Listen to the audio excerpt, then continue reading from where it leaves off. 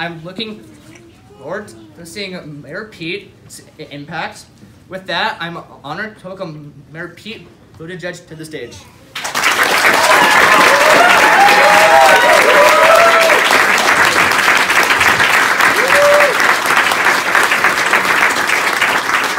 Thank you. Thanks, Kyle, for the great introduction. Thanks for your leadership. Thanks for nailing the pronunciation of my last name. That doesn't happen often, which is why back home they just call me Mayor Pete, but I appreciate it when somebody gets it right. So thank you. Thanks to everybody for coming here.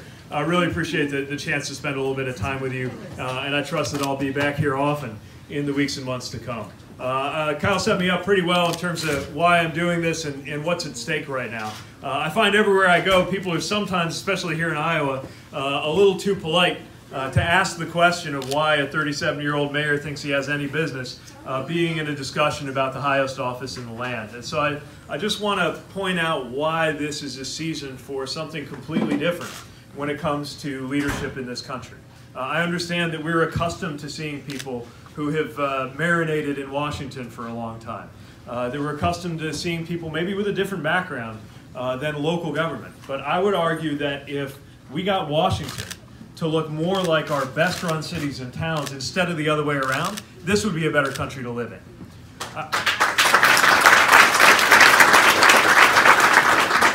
I also believe it's time for our part of the country, including or especially the industrial Midwest, where you and I live, to be putting forward more leaders, because they're telling stories on us that aren't right.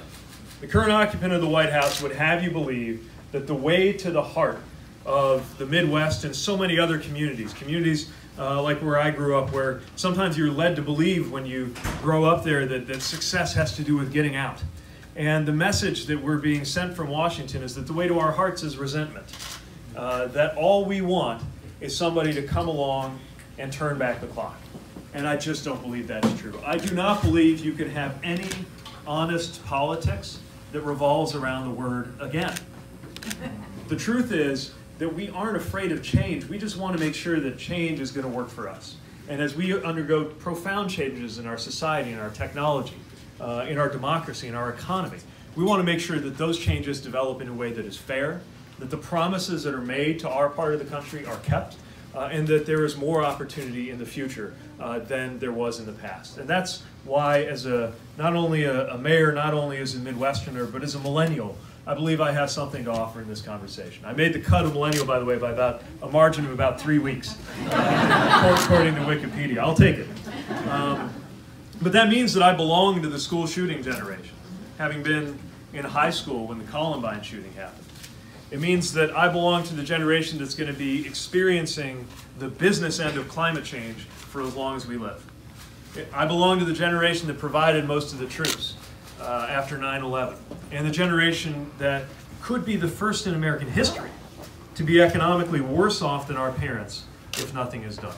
In 1950, you had a 4 out of 5 chance of finishing out better than your parents did. If you were born around the time I was born, it's half and half at best, and tougher in this part of the country.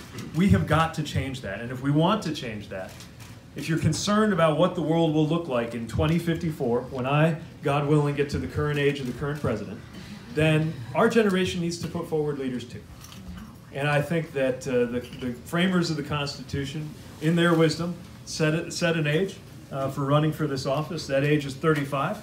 And so I think America is absolutely ready for a 39-year-old president in a couple of years. We'd be following up the oldest president in history with the youngest, and I would argue that might not be the worst thing.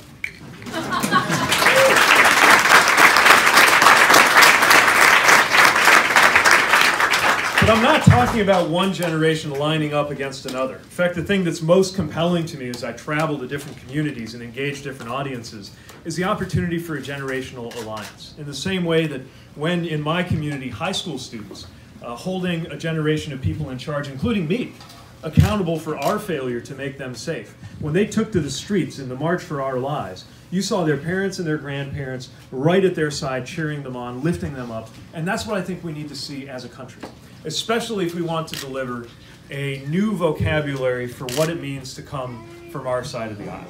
And to me, that can be done with 3 words. 3 words that are my answer to those who wring their hands and say the Democrats don't know how to put their values on a bumper sticker. And those 3 words are freedom, democracy, and security. Three things that of themselves are just words that you couldn't even be against, except I would argue when you actually look at what they mean in terms of values and what they mean in terms of policy, that those words point us in a decidedly progressive direction.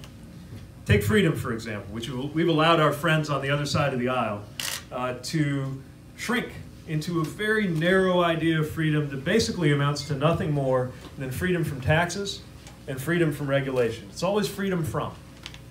And precious little is said about freedom too.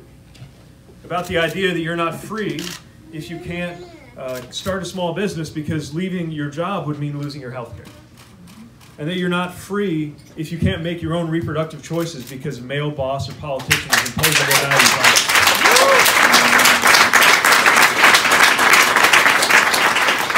And you're not free if you can't organize for fair pay for fair work and good conditions while you're at it. That's not freedom.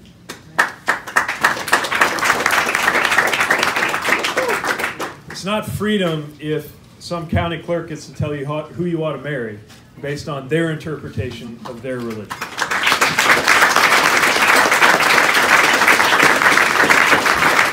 Speaking of which, allow me to introduce my husband, Chasten. He's a teacher.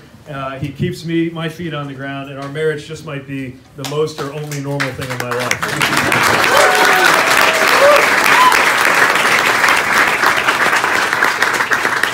Let's talk about what freedom really means. Let's talk about what democracy looks like in the 21st century, because I also fear that we could be a generation that sees democracy in retreat. They're already downgrading us. Freedom House ranks countries around the world on freedom and democracy, and the United States is slipping. We got to ask ourselves if we're really a democracy, if dollars can outvote people. If we're really a democracy, if districts are drawn so that politicians choose their voters instead of voters choosing their politicians. And we got to ask some questions that haven't been asked in a while. Like, why are we still content to live in a system where the Electoral College can overturn the American people twice in my short lifetime?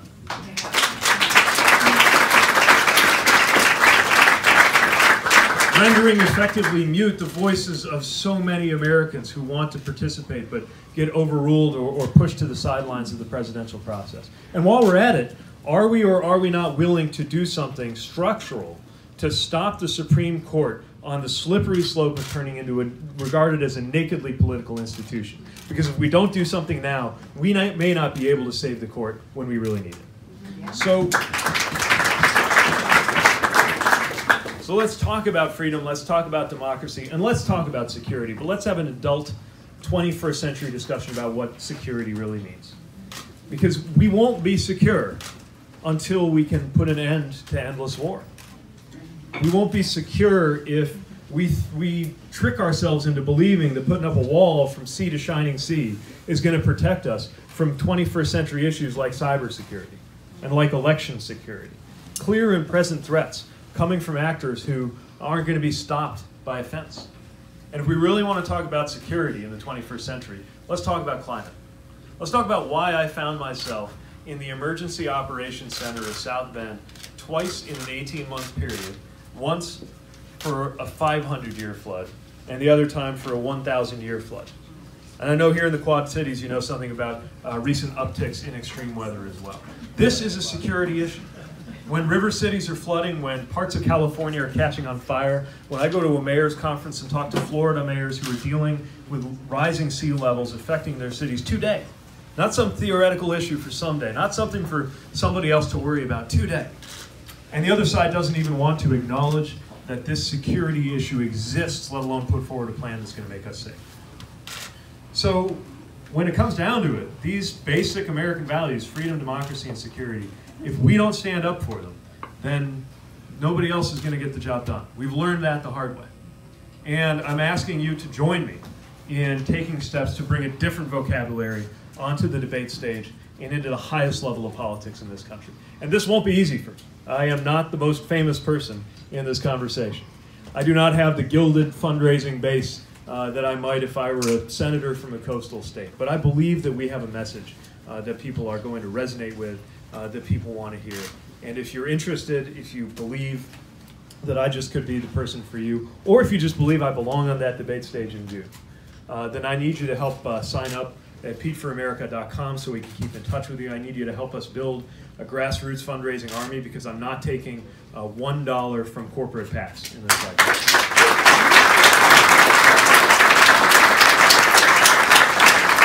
And I need you to help me build the alliance that's going to get that message out. So thank you again for being here. I want to reserve a little bit of time so we can have 2 or 3 questions, and then I'm looking forward to visiting as much as possible before they tell me it's time to go. Yes, on the side. Hi.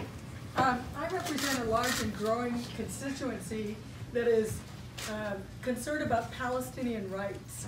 And our Iowa Democratic platform supports equal rights between Israelis and Palestinians. Can you tell me if you could support that? Yes, we have to look, again, this is a generational issue because it will blow up on our watch, my generation of Americans, but also the current growing generation of Palestinians, and for that matter, Israelis, reaching a point where the condition there could be unsustainable. Look, this is one of the most devilishly complicated issues in American foreign policy and in world affairs. But what we know is that the current status quo is unsustainable. And what you do with an ally, what you do with a friend, is you put your arm around them and you say, how can we help get this to a different place? And we have to be prepared to do that when it comes to making sure that there is a world where Israelis and Palestinians are able to live in peace, side by side. And if we're not doing our part, I don't think that it can be done. Thank you. Yes, sir.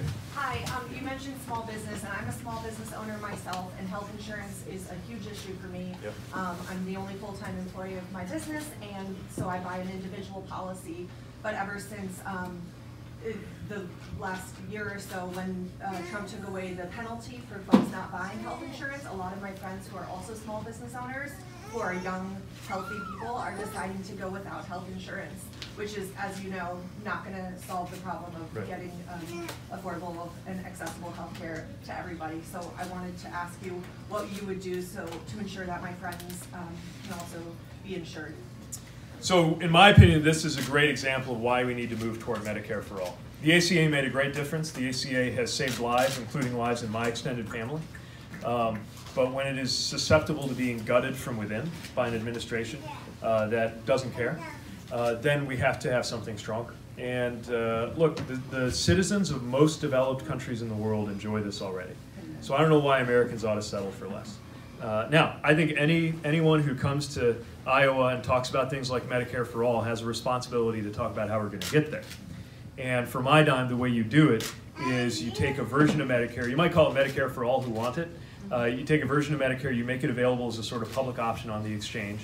And if people like me are right, that it is going to be not only more accessible, but more efficient than the current corporate patchwork system, then we're going to see a subscription into that grow. And that will be a very natural pathway to a single-payer environment. But at the end of the day, we have to recognize that this, too, is an example of freedom. So, you know, we're going through a tough time in my family right now. We lost my father to cancer about a month ago. And in those last few months, we were making some really tough decisions as a family. I mean, I make decisions for a living, and nothing could have prepared me for those moments. But I will also say that while we were doing that, we were free to make those decisions based on one thing alone, which is what's right for us. What is medically right for him, and what's the right answer for our families, not around money. And I think that's a freedom that every American ought to have, and that's why we can't rest until we extend health care to every single American. See one in the back. Great hat. I'm going to say kind of emotional at this point because I just want to thank you so much for being such a great role model. As a young gay man from the Midwest who somebody wants to run for public office, you serve as just an amazing, amazing person. And you really give me hope. I grew up not thinking that I was ever going to be able to be myself and be in public life. And I really just overwhelmed with emotion right now, and I just wanted to share that with you. So thank you very much. Thank you.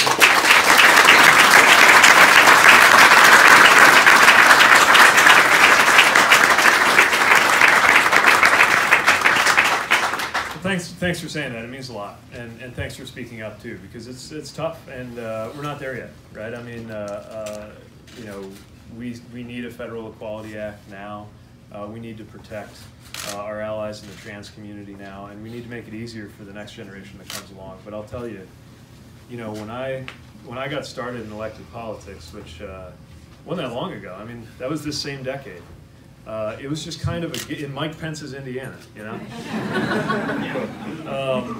It was kind of a given that you could either be in office or you could be out, but you couldn't be both. And by the way, when I joined the military, it was the same thing. And so the fact that you can make a decision that you want to give back in public service and offer leadership, and that you're not being forced to choose. And don't get me wrong, I'm not telling you it'll always be easy, but don't let them tell you you have to choose. Be who you are, and one day I'll be proud of you. Well, I already am for speaking up, but maybe I'll get to be proud of what you do in local office.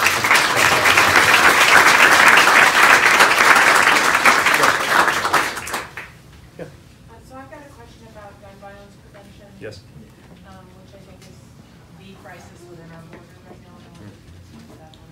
Yeah, look, every mayor, this is the worst part of our job, right? You get the message, you get the call, and we've lost another young person to gun violence.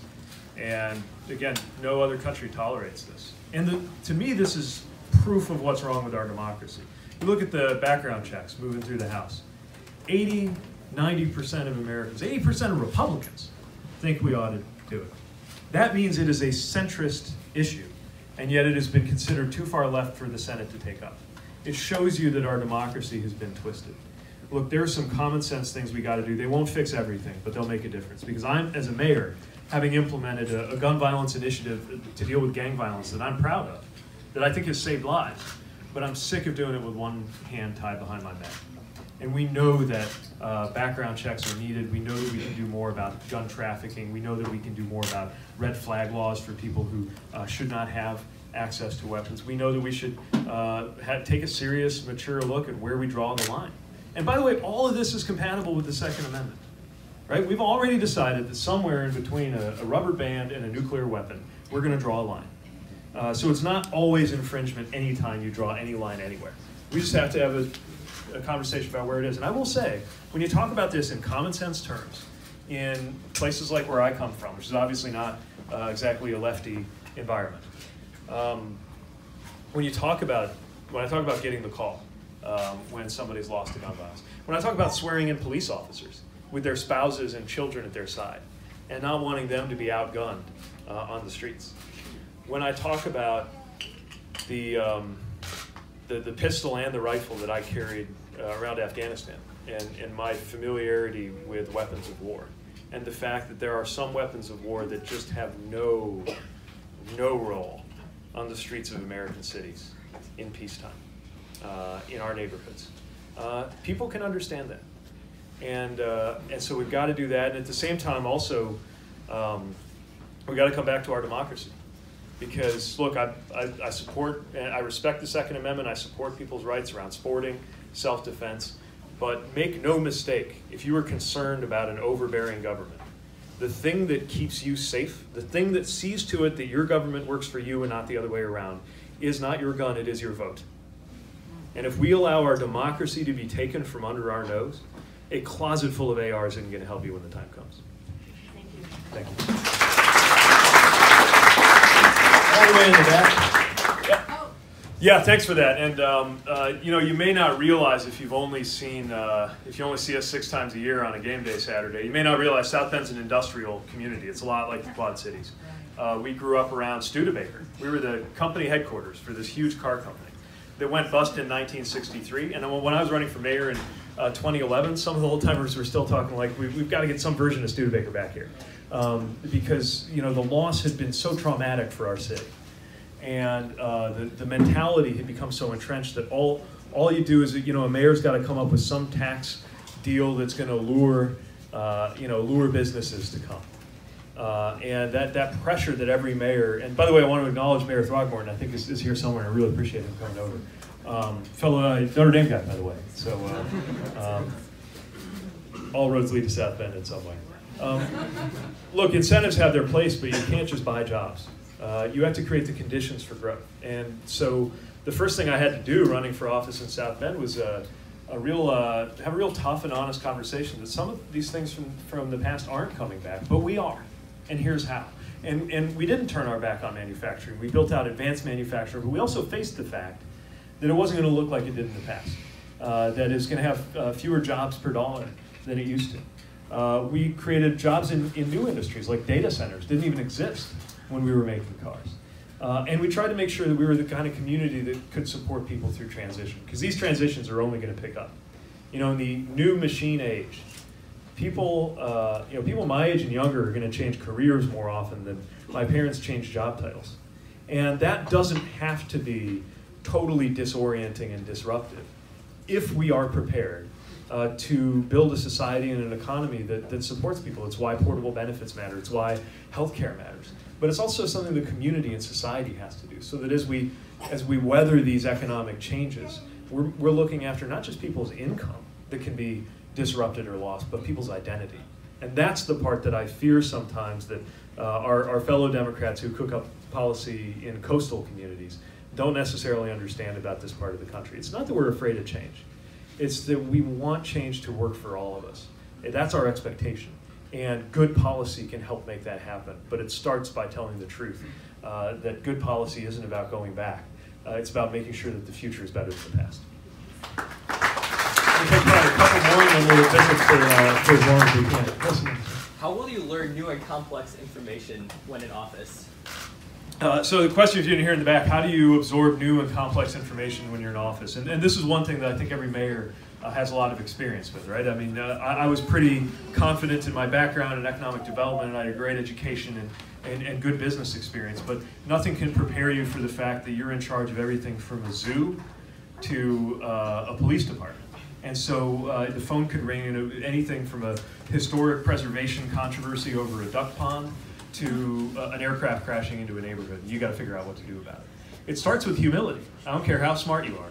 You got to understand that the most important thing you do in that job, in that executive role, is not to know everything and be the smartest person in the room. It's to find people who do and gather their advice, to understand when the advice aligns around one idea, or to understand when the advice is conflicting. And that's when you earn your paycheck. You're getting different advice, usually because it's not a technical question with a technical answer. When you're in an executive role, a mayor, governor, president, and there's no easy answer, it's because you're no longer faced with a technical question, you're facing a moral question. That's when leaders earn their paychecks. And unfortunately, there's no expertise that can tell you what to do then. But a head to sort through those things and a heart to listen is the best equipment I think anybody of any age with any professional background can take into executive office. All right, I think one more and then.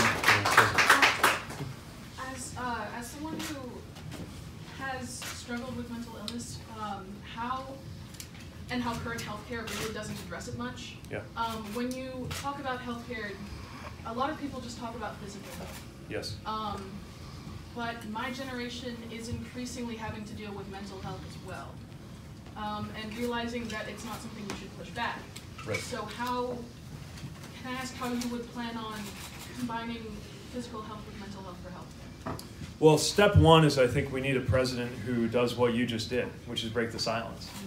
It's not easy to come into a crowded room and share that you've been struggling with that, even though it is unbelievably widespread. It's just people haven't found the courage to bring it up. So thanks for doing that. And you need leaders, we need leaders who can echo that, especially because mental health touches every family. And it has particularly been a concern for a lot of communities that I'm part of and care about, from the community of veterans to the LGBT community. And so we need to put mental health on par with physical health. We need to recognize that it deserves to be taken as seriously, that it needs to be treated, and that good policy will look after it. That's a question of resources. It's a question of priorities. But even before you can get to the policies, I believe it's a question of culture. So let's work together on making sure that no one's afraid to talk about this, that people feel encouraged when they bring that up, and that we support each other when they do. Thanks for that.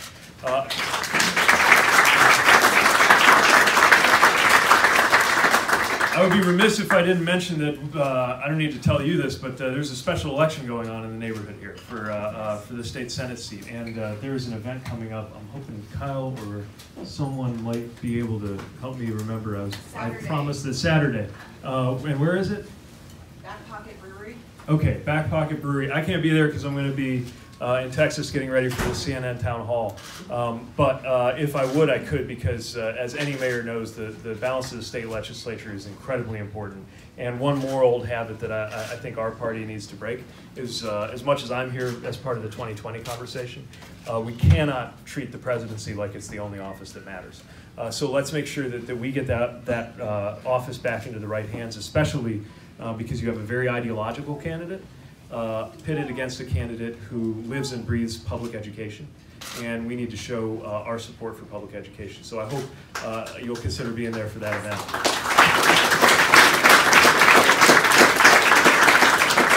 And I hope I'll get to see you again. So again, check out PeteForAmerica.com. Follow us, keep in touch. We'll definitely be in the neighborhood again, and I'm looking forward to visiting with you one-on-one until they get the hook and tell me I got to be somewhere else. Thank you again, and we'll see you next time.